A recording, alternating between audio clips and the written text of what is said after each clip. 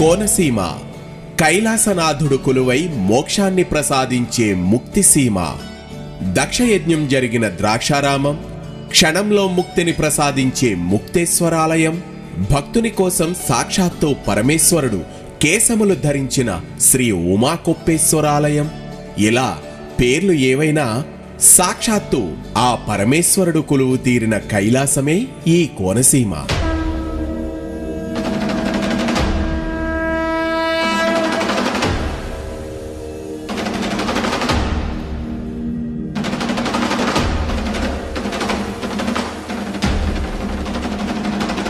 రుద్రనమకం మనకు ప్రసాదించిన ఏకాదశి రుద్రాక్ష మంత్రం విశ్వేశ్వరాయ మహాదేవాయ త్రయంబకాయ త్రిపురాంతకాయ త్రికాగ్నికాలాయ కాలాగ్నిరుద్రాయ నీలకంఠాయ మృత్యుంజయాయ సర్వేశ్వరాయ సదాశివాయ శ్రీమన్మహాదేవాయ నమః అనగా ఈ కోనసీమలో శివుడు విశ్వేశ్వరుడిగా, మహాదేవుడిగా, త్రయంబకుడిగా, త్రిపురాంతకుడిగా, త్రికాగ్ని కాలుడుగా, కాలాగ్ని రుద్రుడుగా, నీలకంఠుడుగా, మృత్యుంజయుడుగా, సర్వేశ్వరుడుగా, సదాశివుడిగా, శ్రీమన్ మహాదేవుడిగా మనకు ఈ 11 అవతారాలతో ఏకాదశ రుద్రులుగా దర్శనమిస్తాడు.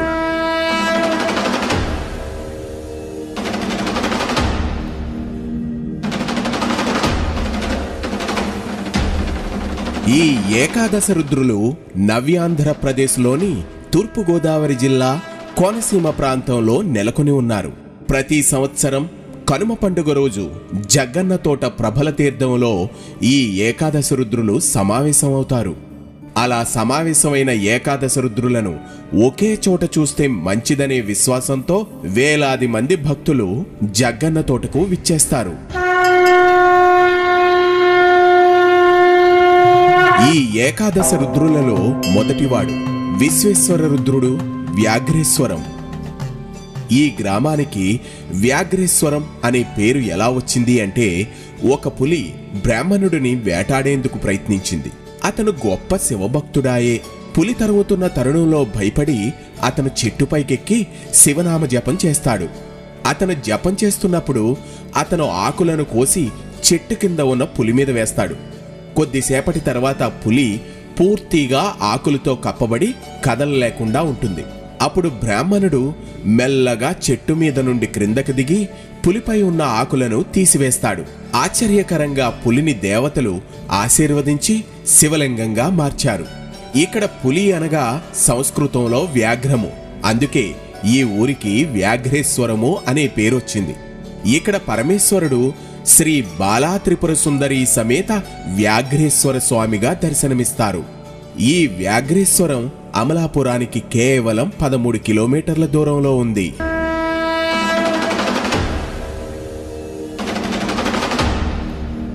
ఇక ఈ ఏకాదశ రుద్రులలో రెండవ లింగము మహాదేవ రుద్రుడు, కే పెదపూడి గ్రామం. ఇక్కడ స్వామివారు శ్రీ పార్వతీ సమేత మేనకేశ్వర స్వామిగా దర్శనమిస్తారు.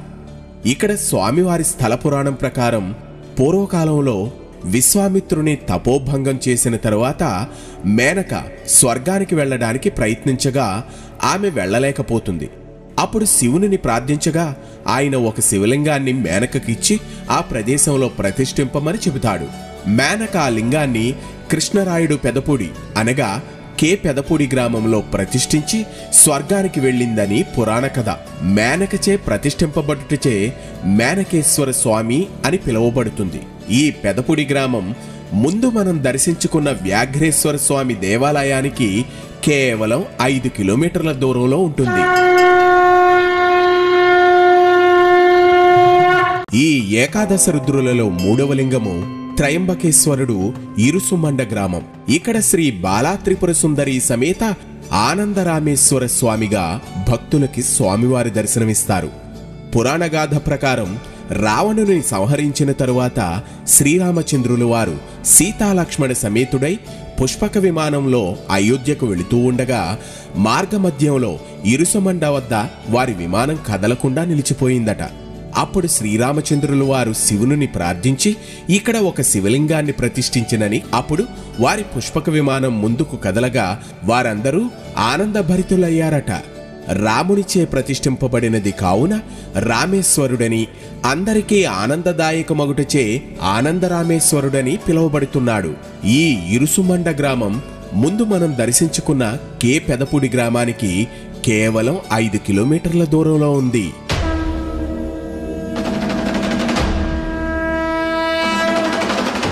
ఈ ఏకాదశ రుద్రులలో 4వ లింగము త్రిపురాంతక రుద్రుడు, ఒక్కలంక గ్రామం. శ్రీ అన్నపూర్ణ సమేత విశ్వేశ్వర స్వామిగా స్వామివారి దర్శనమిస్తారు. పురాణగాథ ప్రకారం తారకాసురుని పుత్రులు ముగ్గురు 3 పురములుగా మారి త్రిపురాసురులుగా పేరొందినారు. దేవతలందరూ త్రిపురాసురులను సంహరింపమని శివుని ప్రార్థించగా వారిని శివుడు సంహరించి ఒక్కలంక గ్రామంలో శివలింగ రూపంలో ఆవిర్భవించినని పురాణగాథ. అప్పుడు ఆ గ్రామపు బ్రాహ్మణోత్తములచే శివలింగమును ప్రతిష్ఠింపబడి విశ్వేశ్వరునిగా పిలువబడుతున్నాడు. ఈ ఒక్కలంక గ్రామం ముందు మనం దర్శించుకున్న ఇరుసుమండ గ్రామానికి కేవలం 4 కిలోమీటర్ల దూరంలో ఉంటుంది. ఈ ఏకాదశ రుద్రులలో 5వ లింగము త్రికాగ్ని కాలరుద్రుడు, నేదునూరు గ్రామం. ఇక్కడ సర్వమంగళ పార్వతీ సమేత శ్రీ చెన్న మల్లేశ్వర స్వామిగా స్వామివారు భక్తులకి దర్శనమిస్తారు. ఇక్కడ స్థల పురాణం ప్రకారం 3 అగ్నుల యందు హోమం చేసిన ద్రవ్యాలను స్వీకరించి పరమేశ్వరుడు లింగరూపాన్ని పొందుట చేత త్రికాగ్ని కాలునిగా పిలువబడి అగస్త్య మహర్షిచే ఈ నేదునూరు గ్రామంలో ప్రతిష్ఠింపబడి శ్రీ ఉమాచెన్న మల్లేశ్వర స్వామిగా కొలవబడుచున్నాడు అని ప్రతీతి. ఈ నేదునూరు గ్రామం ముందు మనం దర్శించుకున్న ఒక్కలంక గ్రామానికి కేవలం 6 కిలోమీటర్ల దూరంలో ఉంది.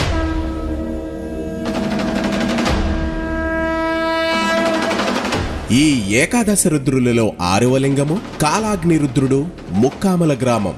ఇక్కడ బాలా త్రిపుర సుందరీ సమేత శ్రీ రాఘవేశ్వర స్వామిగా కొలువుతీరి భక్తులకు దర్శనమిస్తున్నారు స్వామివారు. ఇక్కడ స్వామివారి చరిత్ర ప్రకారం రావణ సంహారం తర్వాత అగస్త్య మహాముని అయోధ్యకు వెళుతున్న శ్రీరామునిచే ఈ ప్రదేశంలో శివలింగాన్ని ప్రతిష్ఠింపజేసెను అని ఆ కాలాగ్ని రుద్రుడు శ్రీరామచంద్రునకు దివ్యాస్త్రాలను, ఖడ్గం ప్రసాదించినట.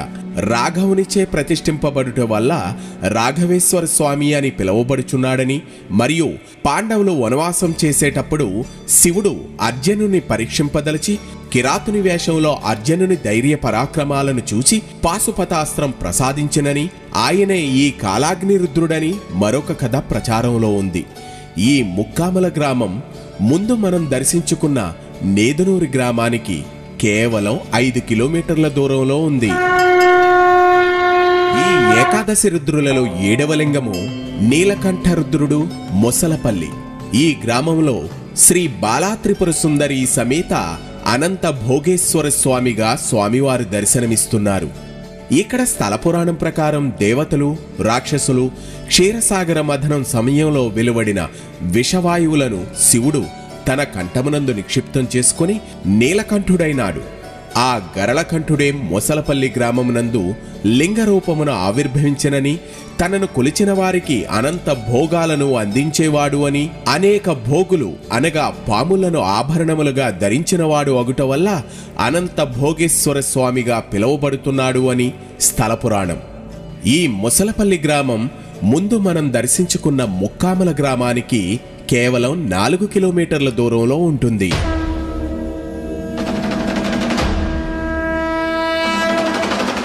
ఈ ఏకాదశ రుద్రులలో 8వ లింగము మృత్యుంజయ రుద్రుడు, పాలగుమ్మి గ్రామం. ఇక్కడ స్వామివారు శ్యామలాంబ సమేత శ్రీ చెన్న మల్లేశ్వర స్వామిగా దర్శనమిస్తారు. పురాణ కథ ఆధారంగా ఇక్కడ శివుడు అర్ధాయుష్కుడైన మార్కండేయుని మృత్యుముఖము నుండి రక్షించి యమునుని జయించి మృత్యుంజయుడయ్యను. ఈ మృత్యుంజయ రుద్రుడు పాలగుమ్మి గ్రామంలో లింగరూపంలో ఆవిర్భవించి చెన్న మల్లేశ్వర స్వామిగా పిలువబడుచుండెనని ప్రతీతి. ఈ పాలగుమ్మి దేవస్థానం ముందు మనం వెళ్లిన మొసలపల్లి గ్రామానికి కేవలం 4 కిలోమీటర్ల దూరంలో ఉంది. ఇక ఈ ఏకాదశ రుద్రులలో 9వ లింగము సర్వేశ్వర రుద్రుడు, గంగలకుర్రు అగ్రహారం గ్రామం. ఇక్కడ స్వామివారు ఉమాపార్వతీ సమేత శ్రీ వీరేశ్వర స్వామి వారిగా భక్తులకి దర్శనమిస్తారు.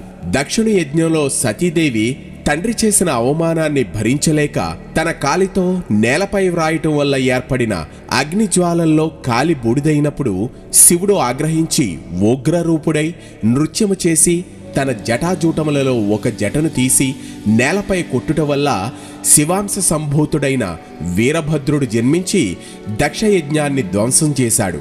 ఉగ్రరూపుడైన శివుడు వీరేశ్వర స్వామిగా లింగరూపమున గంగలకుర్రు అగ్రహారంలో వేద పండితులైన బ్రాహ్మణోత్తములచే ప్రతిష్ఠింపబడిను అని స్థలపురాణ సారాంశం.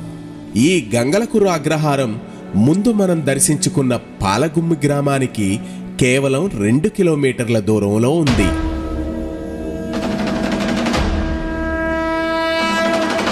ఈ ఏకాదశ రుద్రులలో 10వ లింగము సదాశివ రుద్రుడు, గంగలకుర్రు గ్రామం. ఇక్కడ స్వామివారు సర్వమంగళ పార్వతీ సమేత శ్రీ చెన్న మల్లేశ్వర స్వామిగా భక్తులకి దర్శనమిస్తున్నారు. పురాణ కథ ప్రకారం పూర్వం బ్రహ్మ విష్ణువులు తమలో ఎవరు గొప్ప అనే వాదనకు దిగి శివుని వద్దకు వచ్చారు. అప్పుడు శివుడు ఆద్యంతము లేని లింగరూపమును ధరించి బ్రహ్మను తన శిరస్సును చూచి రమ్మనెను, విష్ణువును తన పాదాలను చూచి రమ్మనెను. విష్ణువు శివుని పాదములను కనుగొనలేక తిరిగి వచ్చి నేను చూడలేకపోయితినని చెప్పాను. కాని బ్రహ్మదేవుడు మాత్రం శివుని శిరస్సు చూడకపోయినను ఒక ఆవును మొగలి పువ్వును సాక్ష్యము తెచ్చుకొని తాను శివుని శిరస్సు భాగము చూచితినని అబద్ధము చెప్పాను. శివునికి ఆగ్రహం వచ్చి బ్రహ్మకు పూజా పునస్కారములు లేకుండా ఉండాలి అని శపించి విష్ణువే అగ్రగణ్యుడని చెప్పాను.